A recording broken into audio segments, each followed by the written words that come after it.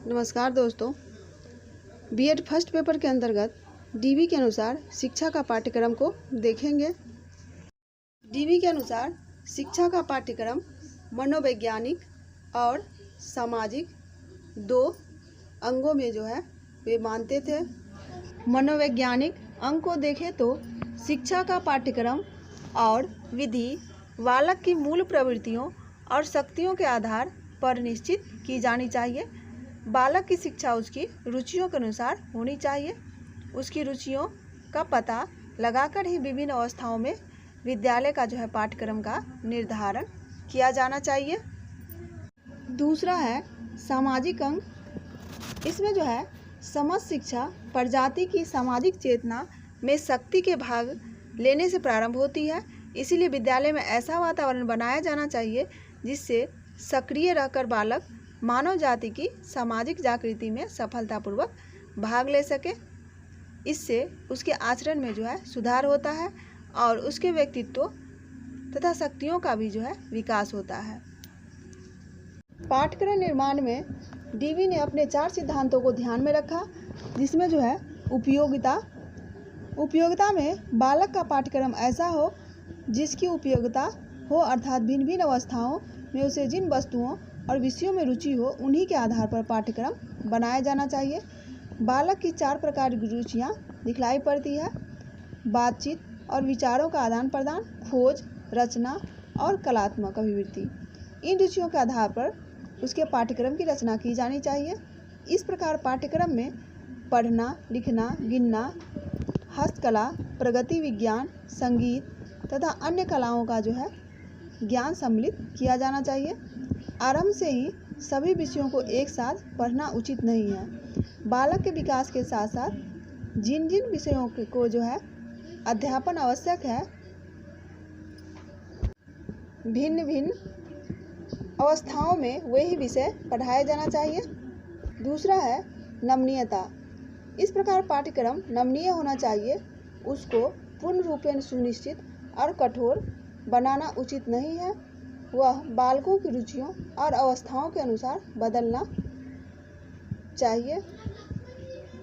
तीसरा सिद्धांत बताया उन्होंने अनुभवात्मक। पाठ्यक्रम बालक के वर्तमान अनुभव से संबंधित होना चाहिए। विभिन्न क्रियाओं की समस्याओं के रूप में प्रस्तुत करने से बालक को नए नए अनुभव होते हैं और उसका अनुभव का भंडार बढ़ता है। नए अनुभवों से पुराने अनुभवों का पुनर्निर्माण होता है। प्रत्येक विषय का अध्यापन यथासंभव वास्तविक अनुभव से संबंधित करके किया जाना चाहिए। जीवन से निकटता। पाठ्यक्रम में उन्हीं वस्तुओं और विषयों को सम्मिलित किया जाना चाहिए जिनका बालक की विशिष्ट अवस्था के वास्तविक जीवन के संबंध हो। वर्तमान जीवन से संबंधित होने के कारण विभिन्न विषयों में एकता आ जाती है और इस प्रकार भाषा, गणित और इतिहास, भूगोल आदि में समन्वय स्थापित किया जा सकता है। डीवी ने तत्कालिक शिक्षा प्रणाली में ज्ञान के विभिन्न विषयों में बांटने के प्रयास की तीव्र आलोचना की। उनका कहना था कि ज्ञान को अलग अलग शाखाओं में नहीं बांटा जा सकता है। बालक को आधार बनाकर पाठ्यक्रम में विभिन्न विषयों को समन्वय किया जाना चाहिए। शिक्षा स्वयं जीवन है। डीवी यह कहता है कि शिक्षा का कोई पूर्व निश्चित या अंतिम उद्देश्य नहीं होता है। वास्तविक उद्देश्य जो होता है वह तात्कालिक कार्य होता है, जो कि किसी विशेष समय में हमारा ध्यान आकर्षित किए रहता है। शिक्षा का कार्य अनुभव का पुनर्निर्माण करना है। अतएव नवीन कार्यों तथा अनुभवों के संबंधों के आधार पर शिक्षा निरंतर आगे बढ़ती रहती है। बालक के समक्ष शिक्षा का कोई अगर सुदूर उद्देश्य रखा जाएगा तो वह उसे अच्छा नहीं लगेगा। उस बात को वह समझ नहीं सकता है। केवल तात्कालिक उद्देश्य ही उसे समझ में आती है और उसको प्रिय होता है। बालक के समक्ष कोई ऐसा सुदूर उद्देश्य रख दिया जाएगा जिसका उसकी तात्कालिक आवश्यकताओं से संबंध नहीं है तो वास्तव में शिक्षा का उद्देश्य ही नष्ट हो जाएगा और शिक्षा की संपूर्ण क्रिया बालक के लिए निराशाजनक हो जाएगी।